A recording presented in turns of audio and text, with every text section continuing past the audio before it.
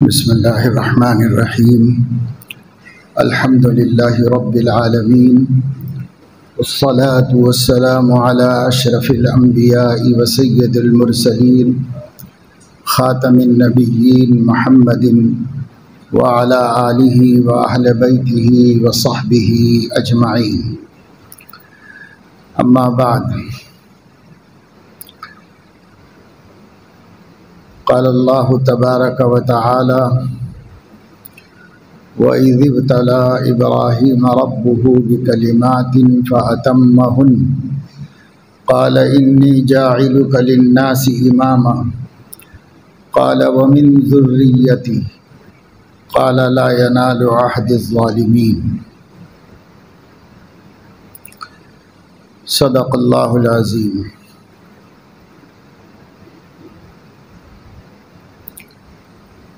یہ ایام تشریق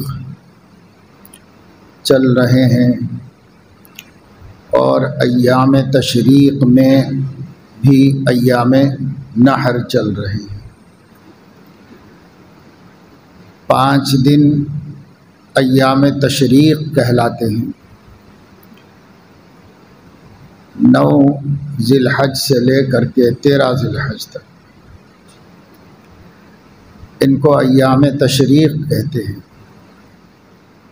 اور 3 دن ان میں سے ایام نحر کہلاتے ہیں. 10، 11، 12 ذی الحج. 10 تاریخ کو عید کی نماز ادا ہونے کے بعد سے لے کر 12 تاریخ کو غروب آفتاب سے پہلے تک 3 دن قربانی کے ایام ہیں. نحر اور نسک کے معنی قربانی کے ہیں. قرآن مجید میں قربانی کو کہیں نسک کہا گیا اور کہیں نحر کہا گیا. فَصَلِّ لِرَبِّكَ وَانْحَرْ. اے نبی صلی اللہ علیہ وسلم، آپ اپنے پروردگار کی خوشنودی کے خاطر نماز کا اہتمام کیجیے اور قربانی کیجیے. تو یہ اللہ تبارک و تعالی شانہ کا حکم ہے حضور اکرم صلی اللہ علیہ وسلم. تو نسک اور نحر اور قربانی سب ایک ہی عبادت کے مختلف نام ہیں. قربانی کی اصل قرب ہے، وہ عمل جس کے ذریعے اللہ کا تقرب حاصل کیا جا سکے، اللہ رب العزت کی نزدیکی حاصل کی جا سکے، اس کو قربانی کہا جاتا ہے. سب سے پہلی قربانی انسانوں میں حضرت آدم علیہ السلام کے بیٹوں نے دی. حابیل اور قابیل 2 بیٹے ان کے تھے. کسی معاملے میں ان کے درمیان میں اختلاف ہوا اور انہوں نے اللہ تعالیٰ کے حضور بطور نذر کے قربانی پیش کی. ایک کے پاس مویشی تھے، جانور تھے، بکریاں تھیں، تو اس نے اس میں سے بڑھیا اور اچھی اور عمدہ بکری دیکھ کر وہ اللہ کے لیے قربان کر دی، اللہ کو نذر میں پیش کی. ایک کھیتی باڑی کرتا تھا، تو اس نے اپنے غلے میں سے ادنا قسم کا اور کم حیثیت کا غلہ اللہ کے نام پر پیش کیا. دونوں کا مقصد قربانی دینا تھا. اس زمانے میں اللہ تعالیٰ نے یہ نظام بنایا تھا، اور اس زمانے سے لے کر تمام نبیوں کے دور میں یہ نظام تھا کہ جس کو اللہ تعالیٰ کی بارگاہ میں نذرانہ پیش کرنا ہوتا، وہ اپنی چیز کسی پہاڑی پر رکھ دیتا اور رات میں کسی وقت ایک غیبی آگ اس کو جلا دیتی، ختم کر دیتی۔ اگر وہ جل جاتا تو یہ علامت ہوتی تھی کہ اللہ نے اس کے نظر کو قبول کر لیا، اس نے جو نذرانہ پیش کیا وہ قبول کر لیا اور اللہ کے قرب کا وسیلہ بن گیا یہ عمل۔ اور اگر آگ نہیں جلاتی تو یہ اس نذرانے کے مردود ہونے کی علامت ہوتی تھی کہ اللہ نے قبول نہیں فرمایا۔ چونکہ ایک نے خلوص کے ساتھ بڑھیا چیز اللہ کے حضور میں پیش کی تو رات میں آگ آئی اور آگ نے اس کے دمبے کو جلا دی، قبول ہو گئی اس کی قربانی۔ لیکن اس کے دوسرے نے دل کی خوشی سے نہیں دیا، زبردستی دیا، ردی مال اللہ کو دیا، حالانکہ اس کے پاس اعلیٰ اور بڑھیا بھی تھا، لیکن وہ سمجھا کہ آگ جلا دے گی، ضائع ہو جائے گا میرا مال، اس لیے اس کو ضیاع سمجھ کر ادنا والا اللہ کے راستے میں دیا۔ اللہ تعالیٰ نے اس ناقدری کی وجہ سے اس کے غلے کو نہیں جلایا، نہیں قبول فرمایا۔ دونوں جب دیکھے کہ ایک کی قبول ہو گئی ہے ایک کی نہیں قبول ہوئی ہے، تو بڑا بھائی جس کی قربانی قبول نہیں ہوئی غصے میں آ گیا، غصے میں آ کر اس سے کہنے لگا کہ لأقتلنک، میں تجھے قتل کر دوں گا۔ تو اس کے بھائی نے کہا لئن بسطت الی یدک لتقتلنی ما انا بباسط یدی الیک لاقتلک انی اخاف اللہ رب العالمین۔ اگر آپ مجھے قتل کرنے کے لیے ہاتھ آگے بڑھائیں گے، تلوار اٹھائیں گے مجھے قتل کرنے کے لیے، تو میں اپنی تلوار آپ کو قتل کرنے کے لیے نہیں اٹھاؤں گا، اس لیے کہ میں رب العالمین سے ڈرتا ہوں۔ اللہ تعالیٰ نے یہ چیز حرام کی ہے، میں کیسے کر سکتا، اس لیے میں تو نہیں قتل کروں گا۔ لیکن وہ غصے میں تھا، حسد بڑھتا جا رہا تھا اس کا۔ آخر میں جا کے قربانی کی بات آئی تو وہ بھی اسی کی قبول ہوئی، تو اور حسد پیدا ہو گیا اس کہ بھئی اللہ کے ہاں بھی یہی مقبول ہے، ہمارے والد جو نبی ہیں ان کے نزدیک بھی یہی معتبر ہے، اسی کی بات صحیح ہے۔ تو غصے میں آ کر کے قتل کر ہی دیا اسے۔ یہ دنیا کا پہلا قتل تھا انسانیت کی تاریخ میں جو ہوا، اور اس قتل کے پیچھے جو جذبہ کار فرما تھا وہ معاشقے کا جذبہ تھا۔ آج بھی انہی چیزوں میں ایک دوسرے کے قتل و غارت کے قصے ہو رہے ہیں۔ پہلا قتل دنیا کا اسی لیے ہوا کہ وہ جس سے نکاح کرنا چاہتا تھا وہ اس کے لیے حلال نہیں تھی۔ پیغمبر نے مسئلہ بتایا کہ یہ تمہارے لیے حلال نہیں، تمہارے بھائی کے لیے حلال ہے، لہذا وہ تو کر سکتا ہے پر تم نہیں کر سکتے۔ لیکن اس کو اسی سے کرنا تھا۔ اس کے حصے میں جو لڑکی آ رہی تھی وہ زیادہ خوبصورت نہیں تھی، بھائی کے حصے میں جو لڑکی جا رہی تھی وہ زیادہ خوبصورت تھی۔ اسی میں دونوں کے درمیان اختلاف ہوا، بات آگے بڑھ گئی، اور یہی حسن پرستی نے آدمی کو اس دنیا کا سب سے پہلا قاتل بنا دیا۔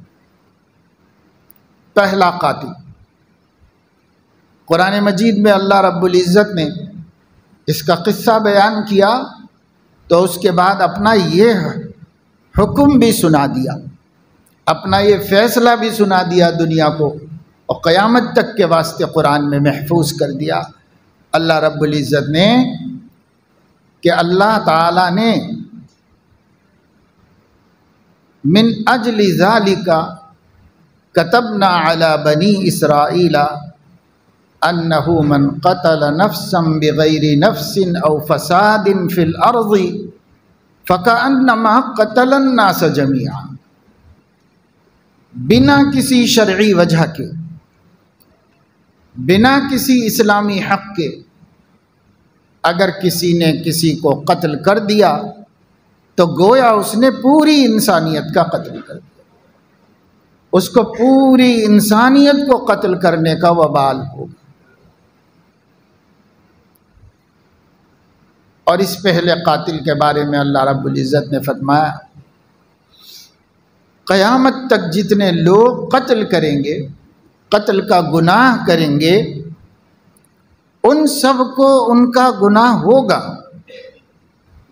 لیکن اس کے اعمال نامے میں بھی آئے گا، کیونکہ اس نے ابتدا کی اس کام کی جو پہلے کسی نے بھی نہیں کی تھی۔ اسی وجہ سے حضرت علیہ السلام نے ارشاد فرمایا من سن فی الاسلام سنتا حسنتا فلہ اجرها واجر من عمل بها ومن سن فی الاسلام سنتا سیئتا فعلیہ وزرها ووزر من عمل بها، جو اسلام میں اچھی بات کا، اچھے کام کا آغاز کرے گا، اس کے بعد دیکھا دیکھی جتنے لوگ کریں گے سب کا اجر اس کو ملے گا۔ اور اگر کوئی بری بات شروع کر دے، کوئی رسم و رواج شروع کر دے، کوئی بدعات و خرافات کا آغاز کر دے، جو دین میں نہیں ہے ایسا کام شروع کر دے، یا جس گناہ سے لوگ ڈرتے ہیں جرأت کر کے پہلے یہ گناہ اس گناہ کو کر ڈالے، پھر لوگوں کو ہمت ہوئی اور لوگوں نے بھی کرنا شروع کر دیا، تو یہ پہلے والے شخص کو اوپر سب کا وبال آئے، جتنے لوگ بگڑے اس کے بعد ان سب کا وبال اس پر آئے گا۔ اس لیے یہ دنیا میں پہلا قتل ہوا، اب پہلا قتل اسی حسن پرستی کے انجام میں ہوا۔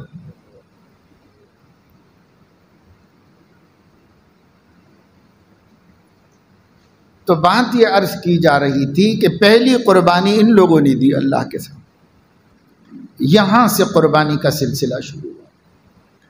جس کو اللہ تعالیٰ کو خوش کرنا ہوتا وہ جہاں نماز پڑھتے جو بھی حکم ہوتا قربانی کا بھی حکم تھا۔ اللہ نے ان کو جو دیا وہ اللہ کے لیے، اللہ کی رضا کے واسطے ایک جگہ پر رکھ دیتے تھے لے جا کر، پھر صبح دیکھ لیتے تھے اگر رات اس کو آگ نے جلا دیا، وہ راکھ بن گیا ہے، تو سمجھ جاتے کہ مقبول ہو گئی قربانی اللہ کے ہاں، اور ہم اللہ کے مقرب بندوں میں شمار ہوئے۔ اور اگر نہیں جلتی تو پھر یہ طے تھا کہ اللہ نے رد کر دیا، قبول نہیں فرمایا۔ ظاہر ہے کہ اس کے ذریعے جس کی قربانی رد ہوئی وہ سماج میں ذلیل بھی ہوتا، اور اس کی رسوائی بھی ہوتی، اور اس کی عزت ہوتی تو اس کی رسوائی ہوتی کہ دیکھو اللہ نے اس کا رد کر دیا، یہ مردود آدمی ہے، یہ اللہ کا مقبول آدمی نہیں۔ اس طرح بندہ ذلیل ہوتا۔ اللہ تعالیٰ نے حضرت محمد صلی اللہ علیہ وسلم کی اس امت پر جو خاص کرم فرمائے ہیں ان میں یہ بھی کرم فرمایا کہ قربانیاں قبول کرنے کے نظام کو بدل دیا، تاکہ مردود ہو تو بھی پتہ نہ چلے دنیا میں، اور مقبول ہو تو امید یہی رکھی جائے کہ وہ مقبول ہے، اخلاص کے ساتھ کرے اور مقبول ہونے کی امید رکھے۔ اگر کسی کی قربانی رد ہوئی ہے اس دنیا میں تو نہیں پتہ چلے گا، اب قیامت ہی میں اس کے لیے جو سود و زیاں اور نفع نقصان کا دن ہے اسی دن فیصلہ ہوگا۔ یہ اللہ تبارک و تعالی شانہ نے نظام بنا دیا، اور مال غنیمت کو اسی طریقے سے قربانیوں کو خود استعمال کر لینے کی اجازت دی۔ حضرت علیہ السلام نے فرمایا میں دوسرے نبیوں کے مقابلے میں جو چند باتوں میں بطور خاص فضیلت دیا گیا ہوں، اسی کے اندر ایک یہ بھی ہے کہ غنیمتیں میرے لیے حلال کر دی گئی ہیں، میری امت کے لیے حلال کر دی گئی ہیں۔ پہلے زمانے میں جو اللہ کی خاطر جنگ جہاد ہوتا تھا، اس میں جو کچھ دشمن کا مال ملتا تھا، اس مال کو بھی رکھ دینا پڑتا تھا کسی پہاڑی پر یا کسی ٹیلے پر، وہ اللہ تعالیٰ جلا دیتے تھے اس کو، تاکہ پتہ چل جائے کہ ان کا جہاد مقبول ہو گیا۔ اور اگر اللہ نہ جلائیں تو پتہ چل جاتا تھا کہ یہ عمل جہاد نامقبول ہو گیا، مردود ہو گیا۔ لیکن اس امت کے لیے اللہ نے فرمایا جو کچھ مال غنیمت مجاہد کو دشمن سے ملے وہ اسی کے لیے حلال ہے، ضابطہ قانون اپنی جگہ پر ہے، نبی اس کی روشنی میں انہی لوگوں کو دے دیں قانون کے مطابق۔ یہ قاعدہ اسی امت کے لیے ہوا، اور صحابہ کرام رضوان اللہ علیہم اجمعین کی جو خستہ حالی تھی، جو معاشی تنگی تھی، وہ سب ان غنیمت کے مالوں سے ختم ہو کر خوشحالی آئی اور مصیبت کے دن دور ہوئے۔ اللہ نے حلال کیا ان کے واسطے۔ اسی طریقے سے قربانی کرو، لیکن قربانی تم ہی استعمال کر لو، اسے رکھ دیں اللہ جلا دے، ایسا نہیں۔ اللہ کے نام پر ذبح کر دو، جیسے ہی تم نے اللہ کے نام پر ذبح کیا اور اس کا خون بہا دیا، وہ اللہ کے ہاں مقبول ہو گیا۔ اب جو کچھ ہے وہ تم استعمال کر لو، تم کھا لو۔ پہلے اجازت نہیں تھی اس کی، اس امت کے لیے اجازت کر دی گئی کہ یہ تمہارے لیے حلال ہے، تم ہی استعمال کر لو۔ اللہ کی ضیافت ہے۔ تو اللہ تبارک و تعالی شانہ نے یہ قربانی کا عمل اللہ کا تقرب حاصل کرنے کے لیے رکھا ہے۔ نماز سے بھی اللہ کا قرب حاصل ہوتا ہے، روزے سے بھی ہوتا ہے، زکوٰۃ سے بھی ہوتا ہے، عمرہ اور حج سے بھی ہوتا ہے، لیکن اس عمل کے لیے یہ لفظ استعمال کیا گیا عربی زبان میں اضحیٰ، اضاحی، یہ استعمال کیا گیا ہے۔ اس کو اردو میں قربانی کہتے ہیں، اور قربانی بھی عربی ہی کا لفظ ہے، جیسے فرقان عربی کا لفظ ہے، قرآن عربی کا لفظ ہے، قربان بھی عربی ہی کا لفظ ہے، اور اس کے معنی ہے تقرب حاصل کرنے کا وسیلہ، اللہ کی نزدیکی ڈھونڈنے کا ذریعہ۔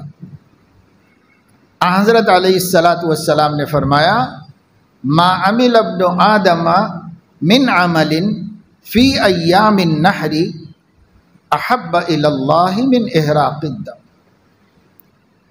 بنی آدم کا کوئی عمل قربانی کے 3 دنوں میں اللہ کو حلال جانور کا خون بہانے سے زیادہ پسند نہیں ہے، یہ سب سے پسندیدہ عمل ہے ان دنوں میں۔ باقی سال بھر سارے اعمال، لیکن لوگ کہتے ہیں کہ بھائی یہ قربانیوں میں پیسے خراب کرنے کے بجائے یہ کام کرو، وہ کام کرو، وہ کام کرو، عقل سے کام لو، سمجھ سے کام لو، یہ مشورے دیتے ہیں کچھ نام نہاد مسلمان۔ حقیقی مسلمان کے ذہن میں ایسی بات نہیں آتی۔ کچھ نام نہاد مسلمان ہیں جو بنیوں کی طرح خالی پیسہ جوڑنا جانتے ہیں اور حساب کتاب ڈالتے رہتے ہیں کہ اتنا پیسہ، اتنا پیسہ، اتنا پیسہ۔ اس میں کیوں اتنا پیسہ قربان کرتے ہیں؟ حضرت مولانا عمر صاحب پالن پوری رحمۃ اللہ علیہ سے کسی اسی قسم کا ذہن رکھنے والے نے سوال کیا کہ 3 دنوں میں پورے ملک میں اتنے کروڑ روپے آپ لوگ خرچ کرتے ہیں، یہ پیسہ کیوں ضائع کرتے ہیں؟ اس پیسے کو بچا کر کے غریبوں کو مکانات بنانا چاہیے، غریبوں کی شادیاں کرنا چاہیے، مسلمانوں کے کاروبار کا بندوبست کرنا چاہیے۔ ہر سال اتنے ہزار کروڑ بچاؤ گے تو مسلمانوں کا کتنا بھلا ہوگا، اور مسلمانوں کے حالات کس قدر درست ہو جائیں گے۔ تو حضرت مولانا نے اس کے جواب میں فرمایا، یہی بات آپ وہاں کیوں نہیں کہتے کہ مسلمان جتنے سگریٹ پی رہے ہیں یہ پیسہ بچا کر کوئی اچھے کام کریں، جو ہوٹلنگ کر رہے ہیں یہ پیسہ بچا کر کوئی اچھا کام کریں، جو فلمیں دیکھنے میں پیسہ خرچ ہو رہا ہے یہ بچا کر کوئی اچھے کام کریں، جو شادی بیاہ میں اللہ کو ناراض کرنے کے لیے لاکھوں نہیں کروڑوں روپے روزانہ خرچ ہو رہے ہیں یہ بچا کر اللہ کو راضی کرنے کا کوئی کام کریں۔ یہ کیا بات ہے کہ جس کو اللہ نے عبادت کہا ہے وہاں تو آپ کو پیسہ کا بچانا سمجھ میں آ رہا ہے، اور جس کو اللہ نے گناہ قرار دیا ہے وہاں بچانے کی بات کیوں نہیں کرتے؟ وہاں کیوں نہیں سوچتے کہ یہ نشے کا پیسہ بچایا جائے، یہ ڈرگس میں نوجوان مبتلا ہے ملت اسلامیہ کے یہ پیسہ بچایا جائے؟ یہ تو نفس و شیطان کا دھوکہ ہے کہ عبادت کا پیسہ بچانے کا مشورہ دے رہا ہے اور گناہوں کا پیسہ بچانے کا مشورہ نہیں دے رہا ہے، حالانکہ یہ عبادت ہے۔ اور اللہ تعالیٰ فرمانے مجھے اس عمل سے بڑھ کر کوئی عمل پسند نہیں ان دنوں میں۔ یہ 3 دن کے بعد پھر تم پورا برس کے 12 مہینے ہیں، اور 360 دنوں میں سے 357 دن اپنا پیسہ ان اچھے کاموں میں خرچ کرو جو آپ کو اچھے اچھے سمجھ میں آ رہے ہیں، اور اچھے ہیں بھی وہ۔ 357 دن پیسہ اس میں خرچ کرو، اور یہ 3 دنوں میں پیسہ قربانی میں خرچ کرو، کیونکہ اللہ کو جب اس وقت یہ عمل زیادہ محبوب ہے تو اب آپ یہ سارے فلسفے کیوں بگار رہے ہو؟ یہ کرو۔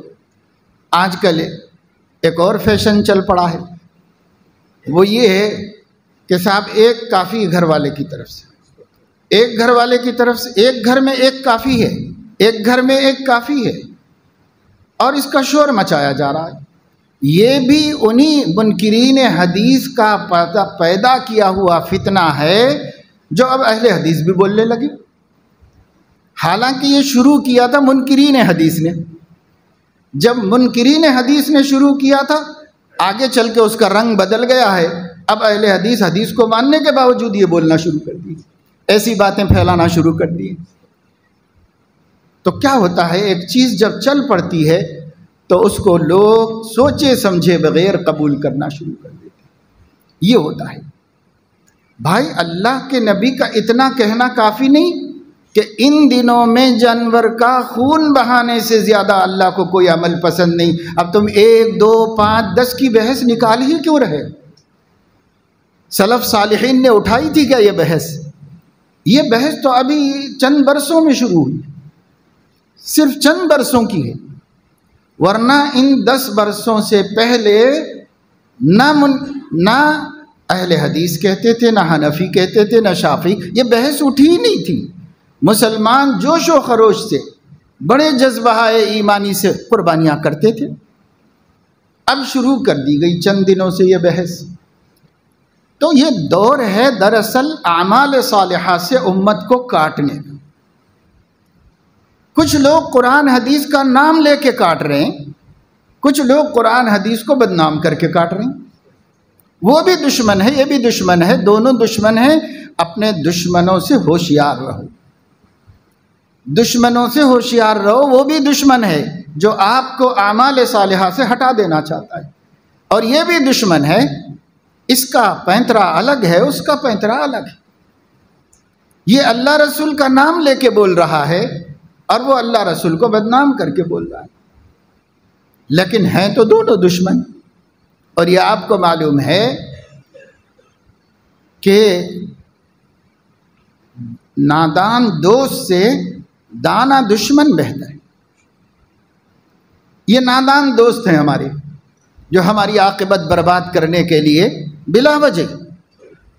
ایک صاحب نے مجھے بھیجا ایک کلپ جس میں ایک خاتون بیان کر رہی ہیں، انہوں نے ایک حدیث سنائی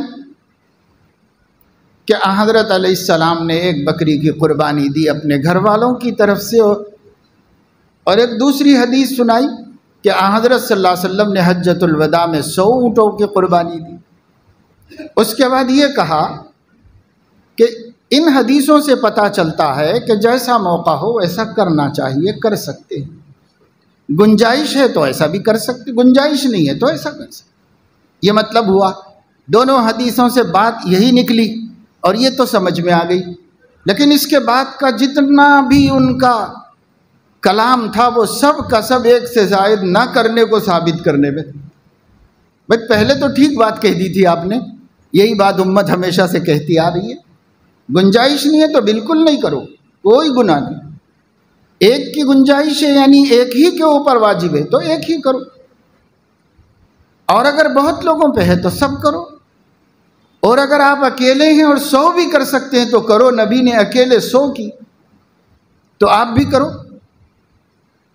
باتیں تو بالکل صحیح ہیں، لیکن یہ بولنے کے بعد سے جو گڑبڑ شروع کر دی تو پھر وہی اپنے دماغ میں جو بیٹھا ہوا ہے نا وہ ثابت کرنے کی فکر کر دی۔ حضرت علیہ السلام نے خبر دے دی تھی کہ تم لوگوں پر ایک ایسا زمانہ آنے والا ہے جب لوگ تمہارے پاس حدیثیں لے کر آئیں گے اور ان حدیثوں کا وہ مفہوم بیان کریں گے ما لم تسمعوا انتم ولا آباؤکم، نہ تم نے کبھی سنا ہوگا نہ تمہارے باپ داداؤں نے کبھی سنا ہوگا، ایسے مطلب لے کے آئیں گے اس کے اور لائیں گے حدیثیں۔ تو ایسے لوگوں سے کیا کرنا چاہیے؟ حضرت علیہ السلام نے صرف فتنہ نہیں بتایا، فتنے سے بچنے کا رستہ بھی بتایا، وہ یہ کہ ایاکم و ایاہم، تم ایسے لوگوں سے دور رہو اور ان کو اپنے سے دور رکھو۔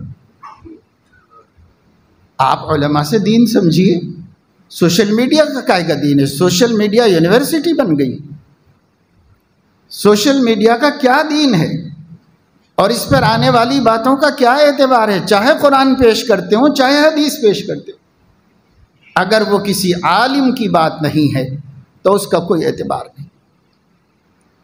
اس لیے ایسی باتیں لوگوں نے فیشن بنا رکھا، جیسے ہی کوئی عمل کرنے کا وقت آئے متضاد قسم کی باتیں پھیلاؤ، اتنی پھیلاؤ کہ آدمی بیزار ہو کے عمل ہی نہ کرے، عمل ہی چھوڑ دے، ایسے پھیلانا شروع کر دیتے ہیں۔ کیا ضرورت ہے بھائی؟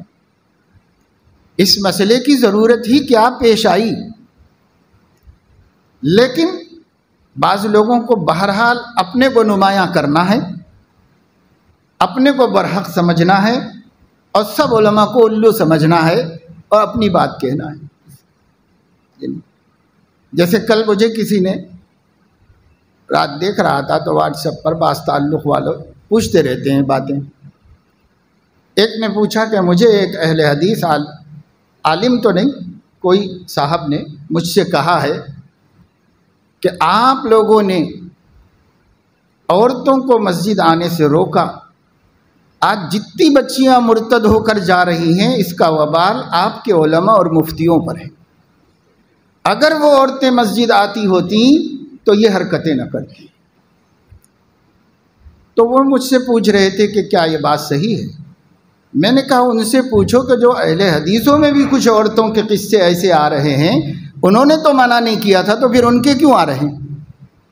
ان کی بچیاں بھی تو کر رہی ہیں ایسی حرکتیں، وہ کیوں ہو رہی ہے؟ یہ تو عناد ہے جو دلوں میں چھپا ہوا ہے علماء اور مفتیوں سے، اس عناد کو نکالنے کے مختلف طریقے۔ اور پھر یہ تو ابھی ایک 20-25 برس کے عرصے میں ہو رہا ہے یہ سب، لیکن اس سے پہلے مسلمان 1400 سال سے عورتیں مسجد نہیں گئیں، اب پھر ایسے قصے تو نہیں ہو رہے تھے، تو وہ زمانے میں کیوں نہیں ہو رہے تھے؟ تو وجہ وہ نہیں ہے، وجہ کوئی اور ہے۔ وجہ یہ کالج کلچر ہے جہاں کو ایجوکیشن ہے، جہاں پردہ اور حجاب کے نام کی کوئی چیز نہیں ہے، اس کا اثر ہے۔ آپ کو اس پر کلام کرنا چاہیے، آپ علماء مفتیوں کے اوپر مصیبت ڈال رہے ہیں، یہ سوائے دل کی دشمنی کے اور کچھ نہیں۔ قد بدت البغضاء من افواہہم وما تخفی صدورہم اکبر۔ یہ دلوں میں جو حسد ہوتی ہے، یہ حسد کی وجہ سے اچھی بات کو بدنام کرتے ہیں۔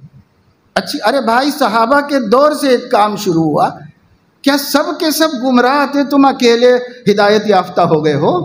سب کے سب گمراہ تھے۔ خلفائے راشدین نے جس چیز کو برداشت کر لیا، صدیقہ عائشہ نے جس کی تائید کی، وہ سب بے وقوف الو لوگ تھے، ان کا ایمان کچھ بھی نہیں تھا۔ اب 14ویں 15ویں صدی میں آپ ایمان والے کھڑے ہوئے ہیں کہ یہ غلط کیا گیا تھا اور ہم صحیح کہہ رہے۔ لا حول ولا قوت الا باللہ۔ اس کی بھی خبر حضور علیہ السلام نے دے دی۔ حضرت علیہ السلام نے فرمایا، قیامت کی نشانیوں میں سے ایک نشانی یہ ہے کہ اعجاب کل ذی رأی برأیہ، ہر تھوڑا بہت علم رکھنے والا اپنی رائے پر عجب کرے گا، اپنی رائے کے اوپر غرور کرے گا، اپنی معلومات پر غرور کرے گا، ہر شدھ بجھ جاننے والا غرور کرے گا۔ یہ بھی خبر حضور علیہ السلام نے دی، اور وہی سب ہو رہا ہے اس دور کے اندر آ کر کے قیامت کی نشانیوں کے طور۔ جس نے 2 حدیثیں پڑھ لی، جس کو 2 باتیں معلوم ہو گئی، صحیح سے اردو بولنا بھی نہیں آتا، وہ مجتہد ہے، بڑے بڑے مجتہدوں کی گردن ناپ کر ان کی جنت جہنم طے کر رہا ہے۔ یہ اس دور کا فتنہ ہے۔ اللہ مسلمانوں کو سمجھ نصیب فرما دے، تفقہ نصیب فرما دے۔ اللہم فقہہ فی الدین، اللہ دین کی سمجھ دے۔ اپنے چچا زاد بھائی کو خوش ہو کر نبی نے آدھی رات میں جو دعا دی تہجد کے وقت، اللہم علمہ الکتاب وفقہہ فی الدین، اللہ میرے اس بچے کو، میرے اس چھوٹے سے بھائی کو آپ قرآن کا علم دیجیے اور دین کی سمجھ دیجیے۔ یہ تفقہ فی الدین کیا ہے؟ یہ دین کی سمجھ کیا ہے؟ یہ ہے تو ہدایت کا رستہ صاف ہے، اور اگر یہ تفقہ نہیں ہے تو ہدایت کے بجائے قرآن حدیث کا نام لے کر رستے سے ہٹ جانا ہے اور بہت جانا ہے۔ کوئی تھوڑا بہت بھٹکتا ہے، کوئی بالکل ہی بھٹک جاتا ہے اگر تفقہ نہیں۔ اس لیے اللہ سے دین کی سمجھ مانگنی چاہیے کہ اللہ دین کی سمجھ دیجیے، قرآن حدیث کو سمجھنا آسان فرما دیجیے۔ سلف صالحین کے تورع اور تقوی اور احتیاط اور قرآن حدیث کی عظمت پر ہمیں بھروسہ کرنے کی توفیق دیجیے۔ ہم ان پہ بھروسہ نہیں کر رہے، اپنے نفس پہ بھروسہ کیے ہوئے کہ میں غلط نہیں ہو سکتا، میں اللہ کے لیے بول رہا ہوں۔ باقی سب امام ابو حنیفہ وہ نفس کے لیے بولتے تھے، امام شافعی وہ دنیا کو دھوکہ دے رہے تھے، فلاں بڑے بڑے علماء سب دنیا کو گمراہ کر رہے تھے۔ میں نہیں کر سکتا کسی کو گمراہ، میں خود بھی نہیں ہو سکتا گمراہ۔ اعجاب کل ذی رأی برأیہ، قربان جائے نبی پر ایک جملے میں ایک بیمار کی بیماری کی تشخیص کر دی حضور علیہ السلام۔ یہ سب اس دور کا فتنہ ہے۔ اپنی سمجھ وہ اتھارٹی ہے، اور اپنی سمجھ کسوٹی ہے، اور کسی پر اعتماد نہیں، وہ کسی پہ بھروسہ نہیں۔ یہ ہو گیا اس دور میں۔ اب اسی چیز نے چلا دیا کہ بس ایک قربانی کرو، ایک کرو، بس ایک سے زیادہ کرنے کی ضرورت نہیں۔ تو کرو، ایک کرو بھائی۔ صحابہ کے بارے میں جو حدیث روایت کی جاتی ہے، اس حدیث کو سمجھنا بھی تو چاہیے۔ اپنے مطلب کا مفہوم نکال لینا تو صحیح نہیں ہے۔ ایک ہوتی ہے حدیث اور ایک ہوتی ہے فہم حدیث۔ حدیث کو سمجھنا بھی تو آئے۔ اسی قربانی کے بارے میں دیکھیے آپ، حضرت ابو ہریرہ رضی اللہ تعالیٰ عنہ نے حدیث سنائی اور فرمایا 3 دن سے زیادہ قربانی کا گوشت رکھنا جائز نہیں ہے۔ یہ نبی کی حدیث ہے، اور ظاہر ہے کہ حضرت ابو ہریرہ سنا رہے ہیں تو صحیح حدیث ہی ہوگی نا، اس لیے کہ صحیح کا مطلب مرفوع متصل حدیث۔ حضرت ابو ہریرہ تو ڈائریکٹ سن کے سنا رہے ہیں، تو جس کو آج محدثین صحیح کہتے ہیں وہ صحیح حدیث ہی سنا رہے ہیں۔ کہہ رہے ہیں کہ لوگوں 3 دن سے زیادہ قربانی کا گوشت نہیں رکھ سکتے، 3 دن میں کھاؤ کھلاؤ ختم کرو، رکھنے کی اجازت نہیں اگلے دن۔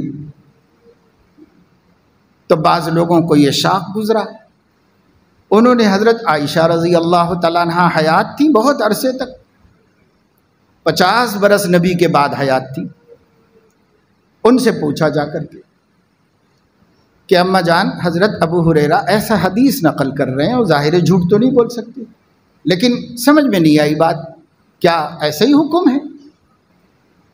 حضرت عائشہ رضی اللہ تعالیٰ عنہ نے فرمایا، کس نے کہا؟ ابو ہریرہ نے، تو بلاؤ۔ تو بلوایا گیا، پردے کے پاس آئے، کہا آپ ایسا حکم سنا رہے ہیں لوگوں کو؟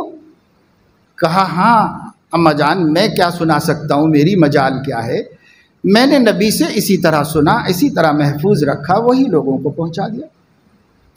حضرت عائشہ نے فرمایا، جو حدیث تم سنا رہے ہو وہ غلط تو نہیں سنا رہے ہو، لیکن تمہیں ایک دوسری حدیث کا علم نہیں ہے، وہ یہ ہے کہ حضور علیہ السلام نے جس وقت مدینے میں خشک سالی تھی، لوگ غربت اور بھوک سے مر رہے تھے، اس وقت کی بقرہ عید میں یہ فرمایا تھا۔ اگلے سال حالات اچھے ہو گئے تھے تو خود آپ نے یہ ارشاد فرمایا، کھاؤ کھلاؤ اور ذخیرہ کر کے رکھو۔ تو تمہارے سامنے یہ والی حدیث نہیں ہے، تمہارے سامنے صرف وہ والی حدیث ہے، اس بنیاد پر تم ایسی بات بتا رہے ہو، غلط تو نہیں سنا رہے ہو نبی کی طرف سے، بات تو صحیح سنا رہے ہو، لیکن یہ بھی تو تھی، اس کو تم بھول گئے۔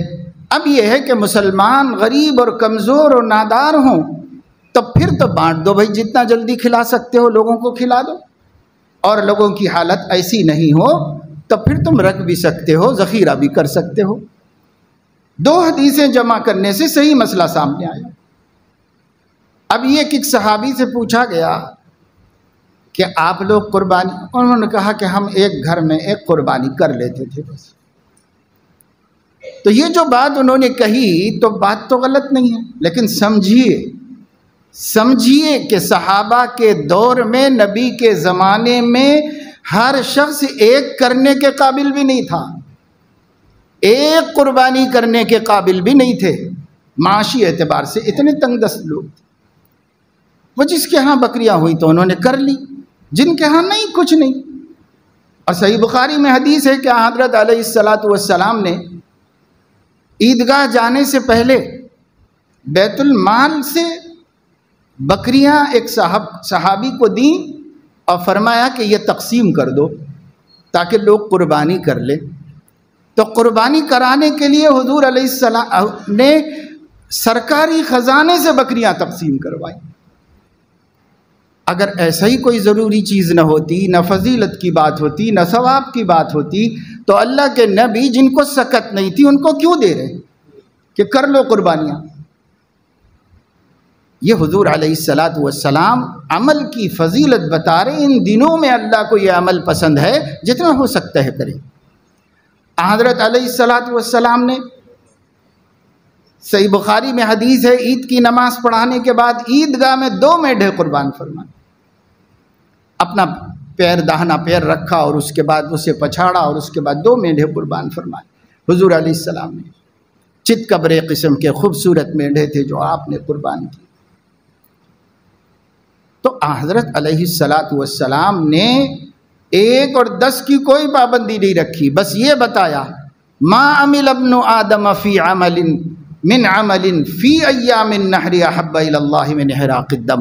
اللہ کو یہ 3 دنوں میں حلال جانور کا خون بہانے سے زیادہ کوئی عمل پسند نہیں۔ یہ فضیلت کا مطلب کیا ہے؟ جس سے جتنا ہو سکے کرو۔ اب یہ کہ کسی صحابی نے یہ فرمایا، بعد میں لوگوں نے ریاکاری کے لیے کئی قربانیاں دینی شروع کی، تو یہ ایک صحابی کی تشخیص ہے، لیکن یہ سب صحابہ کا خیال نہیں۔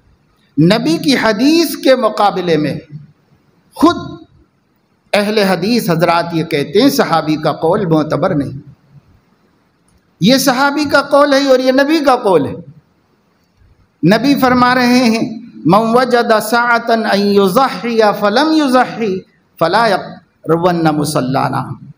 جو شخص قربانی دے سکتا ہے پھر بھی نہ دے تو وہ ہماری عیدگاہ کو نہ آئے، یعنی مسلمان نہ سمجھے اپنے کو۔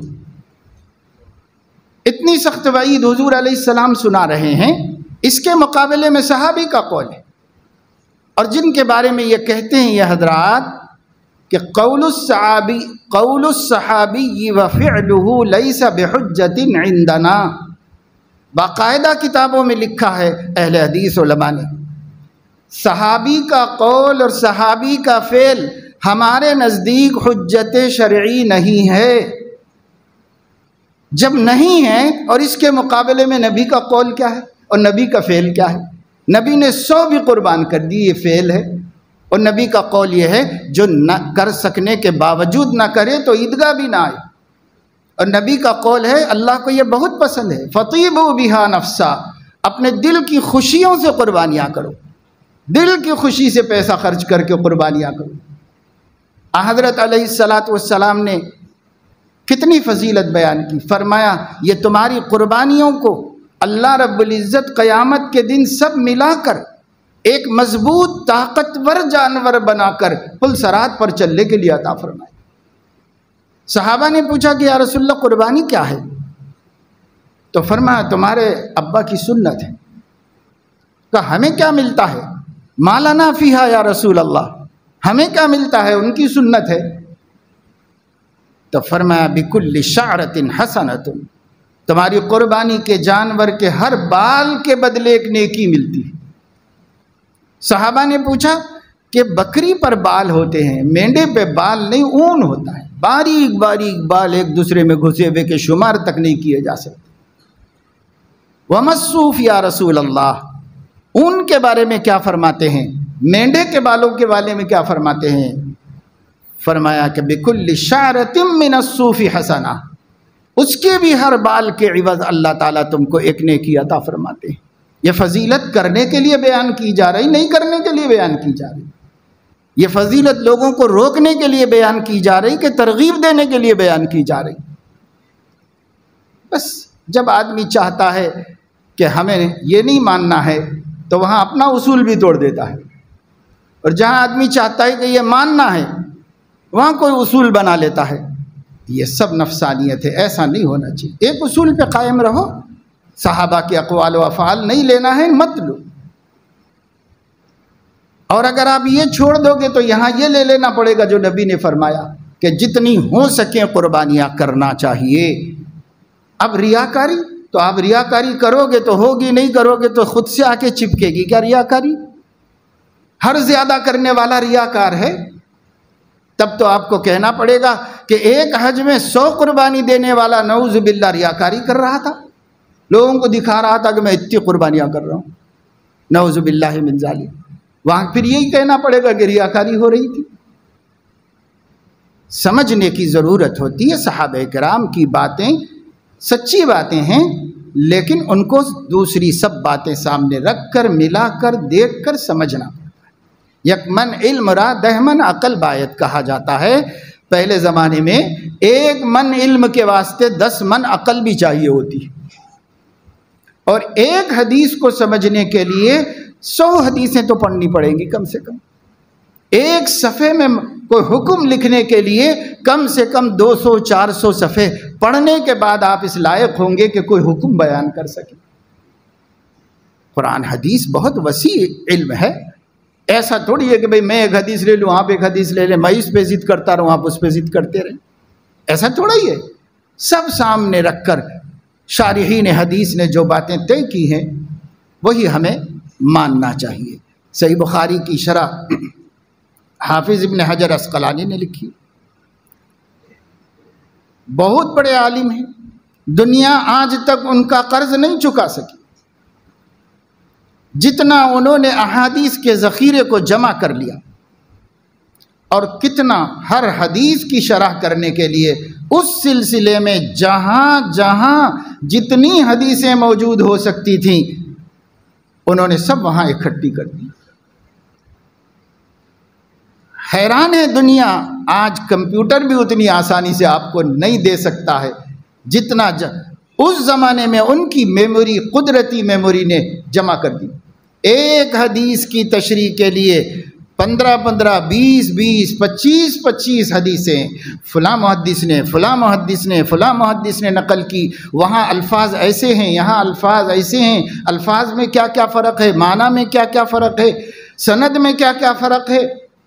یہ معمولی علم ہے، ہم 2 حدیثیں رٹ کے محدث بن گئے، معمولی علم ہوتا ہے یہ۔ اس کے بعد جا کر وہ کوئی حکم کو نکالتے ہیں اور ہم کہتے ہیں کہ صاحب وہ مقلد ہے اس لیے وہ گمراہ ہے۔ لا حول ولا قوت الا باللہ۔ اسی لیے اللہ سے یہ دعا سب کو مانگنا چاہیے، اللہم اہدنا الصراط المستقیم، اس لیے کہ یہی بد فہمی آدمی کی ضد، تعصب حق کو قبول کرنے سے روک دیتا ہے آدمی۔ تو میرا معمول تو نہیں کہ کسی کا نام لے کر خاص طور سے رد کروں، لیکن چونکہ چل رہا ہے نا، جب سے ذی الحج شروع ہوا ہے یہی سب چل رہا ہے، اور لوگ مجھے پوچھتے ہیں بھیج کے یہ صحیح ہے کیا، یہ صحیح ہے کیا، پوچھتے ہیں۔ اور مسائل فون کر کے خواتین پوچھ رہے کہ مولوی صاحب ہمارے بچہ بھی کما رہا ہے، مالدار ہے، ہم لوگ بھی مالدار ہیں، ہمیشہ دے رہے تھے لیکن اب ایسا بتایا جا رہا ہے کہ نہیں دینا چاہیے، ایک ہی دینا چاہیے۔ تو بتائیے کہ کس طرح لوگوں کو آپ کنفیوز کر رہے ہیں۔ جو لوگ ایک عمل کر رہے تھے، کیا ہر دو کرنے والا ریاکار ہے؟ آپ کو اس کی نیت کا کیا پتہ ہے؟ اور اگر وہ ریاکار نہیں، مخلص ہے، تو کیا ان دنوں میں اللہ کو پسند ہے تو نہیں کرنا چاہیے کام؟ اللہ نے خوب پیسہ دیا، ہزاروں روپے خرافات میں ختم کر رہے ہیں، فیشن میں ختم کر رہے ہیں، رسومات میں ختم کر رہے ہیں، بدعات میں لگا رہے ہیں۔ اگر اللہ کے پسندیدہ عمل میں لگا دیں تو ایک طبقے کو کیوں اتنا دل دکھ رہا ہے، اور وہ کیوں روکنا چاہ رہا ہے لوگوں کو کہ یہ عمل مت کرو، یہ عمل اتنا مت کرو، ایک کرو، بس ایک کرو، ایک کرو، ایک کرو، ایک ہنگامہ کھڑا کر کے رکھ دی۔ یہ نفسانیت ہے، یہ دین نہیں ہے، دین کی خدمت نہیں۔ یہ کوئی مسئلہ ہی نہیں ہے، آپ سے پوچھا کس نے؟ کرنے والوں کو کرنے دو، اللہ رسول ترغیب دے رہے ہیں، کرنے دو، بلکہ ترغیب دینا چاہیے، بھائی اللہ جتنا توفیق دے کر لو۔ ہاں یہ ضرور بولو کہ اخلاص سے کرو، ریاکاری مت کرو، لوگوں کو مت دکھاؤ، اللہ کو دکھاؤ، یہ تو ہر عمل میں ہے۔ اب اگر ایسا ہے کہ دو کرتے ہی ریاکار ہو جائے گا تو پھر اس کا مطلب یہ کہ دوسرے عمرے کو جائے گا تو یہ ریاکاری کا عمرہ ہے، دوسری دفعہ حج کی توفیق ہو جائے تو یہ ریاکاری کا حج ہے، اگلے سال زکوٰۃ دے دے تو یہ ریاکاری کی زکوٰۃ ہے۔ کیا سمجھتے ہیں اور کیسے دین کو سمجھا جا رہا ہے اور کیسے لوگوں کو کنفیوز کیا جا رہا ہے، گمراہ کیا جا رہا ہے۔ حضرت علیہ السلام نے فرمایا تابعوا بین الحج والعمرہ فإنہما ینفیان الذنوب کما ینفی الکیر خبث الحدید والذہب والفضہ۔ حضرت علیہ السلام فرما رہے ہیں بار بار عمرہ کرو اور بار بار حج کرو، اس واسطے کہ یہ ایک ایسی بھٹی ہے جو گناہوں کو اس طرح جلا دیتی ہے جیسے لوہار کی بھٹی میں لوہے کا کھوٹ نکل جاتا ہے، سونار کی بھٹی میں سونے اور چاندی کا کھوٹ نکل جاتا ہے، ایسے ہی حج کی بھٹی میں، عمرے کی بھٹی میں تمہاری زندگی کے گناہوں کا کھوٹ نکل جاتا ہے۔ اب نبی یہ کہیں گے، اور منکرین حدیث جو اپنے کو اہل قرآن کہتے ہیں، وہ کم از کم 50 برس سے میں سن رہا ہوں، وہ ہر سال یہ پیغام لاتے ہیں کہ یہ بار بار حج کر کے پیسہ کیوں خراب کر رہے ہیں، یہ پیسہ بچا کے غریبوں کی شادیاں کرو، یہ پیسہ بچا کے مسلمانوں کو کاروبار لگا کے دو، یہ پیسہ بچا کے یہ کرو۔ یہ منکرین حدیث کہتے تھے، 50 سال سے ہم سن رہے، کوئی حدیث کو ماننے والا نہیں کہتا تھا، لیکن صاحب اب لوگوں کی دیکھا دیکھی ہر کوئی کہنا شروع کر دے، اب بڑی عقل مندی اور بڑی خیر خواہی امت کے ساتھ سمجھی جا رہی ہے۔ بھائی اتنی خیر خواہی جو آپ کے دل میں اس امت کے لیے ہے، اللہ کے نبی کے قلب میں نہیں تھی، وہ کیوں فضیلت بیان کر رہے اس کی؟ اور وہ غربت جو آج آپ کے زمانے میں ہے، اللہ کے نبی کے زمانے میں نہیں تھی ایسی غربت۔ اس وقت تو بغیر خرچے کا مسنون نکاح کرنا بھی مشکل تھا، اتنی غربت تھی۔ آج تو آپ بآسانی کر سکتے ہیں مسنون نکاح، آپ جو کر رہے ہیں وہ اپنی پیدا کی ہوئی اخراجات ہیں، اللہ نے نہیں دیے، نبی نے نہیں دیے یہ اخراجات، وہ تو آپ نے خود بنائے ہیں۔ تو اس کی حمایت اسلام کیوں کرے گا، اور اس کی حمایت اللہ کیوں کریں گے، رسول اللہ صلی اللہ علیہ وسلم کیوں کریں گے؟ وہ تو ہم نے خود بنا لیے رسومات۔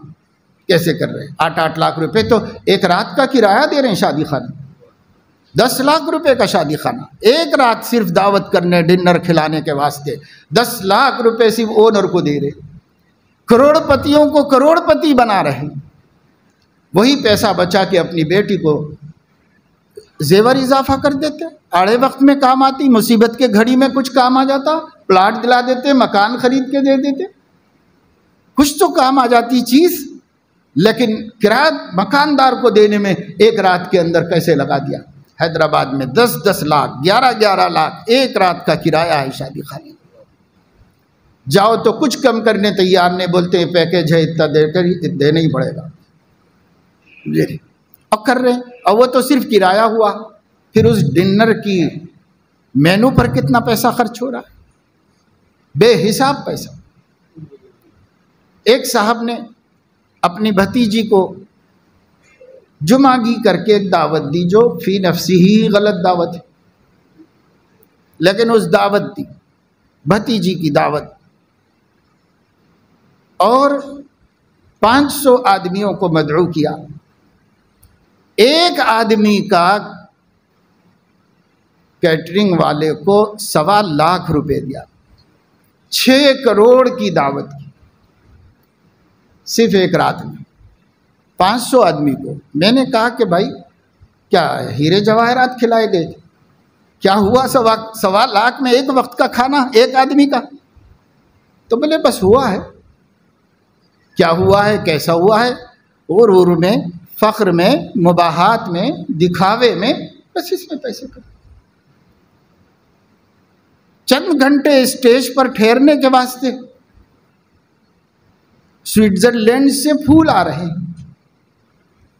انڈونیشیا سے آ رہے ہیں، بڑے بڑے ملکوں سے کوریئر کے ذریعے سے تازہ پھول منگا کر اسٹیج سجائی جا رہی، اور اس میں لاکھوں روپے نکل رہا ہے، کوئی حیثیت نہیں پیسے کی۔ دوسرے ملکوں کا میڈیا کہہ رہا ہے کہ ہندوستان میں مسلمان سطح غربت سے نیچے گر گئے ہیں، لیکن یہاں مسلمانوں کی حماقتیں دیکھو تو نہیں سمجھ میں آتا کہ صاحب اتنے غریب ہیں مسلمان ہیں، لیکن جن کے پاس ہے وہ غالب آ گئے ہیں، اور وہ اپنا اتنا شان دکھا رہے ہیں کہ دوسروں کی زندگیاں اجڑ رہی ہیں، گھر بک رہے ہیں، جائیداد سے محروم ہو رہے ہیں، سب لوگ اسی کی نقل کر رہے ہیں۔ میرے دوستو بزرگوں، اللہ کے واسطے غور کرو، سمجھو، دین کو قرآن و حدیث سے جوڑنا چاہیے، اور قرآن و حدیث کو علماء سے سمجھنا چاہیے، خود نہیں سمجھنا چاہیے۔ ہر آدمی کی فہم منشاء نبوت تک آدمی کو نہیں پہنچاتی، اس لیے کہ فوق کل ذی علم علیم، قرآن کہتا ہے ہر شخص پورا علم، ہر علم والے سے بڑا علم والا موجود ہے۔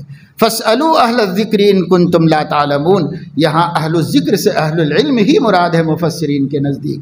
ان سے پوچھو، ہر آدمی عالم نہیں ہوتا، ہر آدمی مجتہد نہیں ہوتا، ہر آدمی نزاکتوں کو سمجھ نہیں سکتا۔ اس وجہ سے جس کو جو سمجھ میں آئے، جو اچھا لگے اسے فارورڈ مت کرو، اسے پھیلاؤ مت، امت کو کنفیوز مت کرو۔ پہلے ہی امت بدعمل ہو گئی ہے، اور اس کو اور عمل سے دور کر کے اللہ کے قہر اور اللہ کے غضب کا حقدار اس کو مت بناؤ۔ جو لوگ قربانیاں کثرت سے کر رہے ہیں وہ کوئی گناہ نہیں کر رہے ہیں، وہ اللہ کی رضا و خوشنودی کا عمل کر رہے ہیں۔ اگر وہ ریاکار ہیں تو اللہ جانے، وہ جانے، آپ کیسے اس کے دل کا فیصلہ کریں گے کہ یہ ریاکار ہے؟ آپ کیسے کریں گے یہ فیصلہ؟ اللہ کرے گا قیامت کے دن۔ اس لیے اس کو کرنا چاہیے، شوق سے کرنا چاہیے، اپنی طرف سے کرو، مرحومین کی طرف سے کرو، دوستوں کی طرف سے کرو، زندوں کی طرف سے کرو، مردوں کی طرف سے کرو۔ قربانی اللہ کے ہاں معتبر ہے، مقبول ہے۔ ان 3 دنوں میں اس سے زیادہ پسند اللہ کو کوئی اور عمل نہیں، اس لیے اس عمل کو کثرت سے کریں جس کو اللہ دے، اور جس کے پاس گنجائش نہیں ہے کوئی بات نہیں ہے، ایک بھی نہ کرے، ایک بھی نہ کرے، ثواب ملے گا تمنا کا، آرزو رکھنے کا بھی ثواب ملتا ہے، اس لیے اس کو کوئی غم کرنے کی ضرورت نہیں۔ جسے اللہ دیا وہ کرو، اور جس کو اللہ تعالیٰ دے اور وہ صرف فرض ادا کرنا چاہتا ہے، ٹھیک ہے فرض ادا کر لو، لیکن جس پر فرض ہے سب کو کرنے دو۔ جس پر آج کل کمبائنڈ فیملی ہے، ایک گھر میں سب اچھے کمانے والے سب جمع ہیں۔ اب آپ ایک گھر بول رہے ہیں تو اس گھر میں دیکھا جائے تو 5 گھر ہیں اور سب کمانے والے ہیں، لیکن آپ کی غلط فہمی کی وجہ سے اس گھر میں ایک کافی سمجھ رہے ہیں۔ تو کیوں کنفیوز کر رہے ہو مسلمانوں کو، کیوں پریشان کر رہے ہو؟ اس وجہ سے بھائی یہ بات چونکہ ایک مسئلے کی ہے، اس لیے صراحت کرنا ضروری تھا، اس وجہ سے بہر اس کی صراحت کی ہے۔ اللہ تعالی ہمیں دین کی صحیح سمجھ نصیب فرمائے، اخلاص و للہیت عطا فرمائے، علم کے بارے میں دیانت سے کام لینے کی توفیق عطا فرمائے، خیانت سے بچنے کی توفیق عطا فرمائے۔ آمین وآخر دعوانا الحمدللہ۔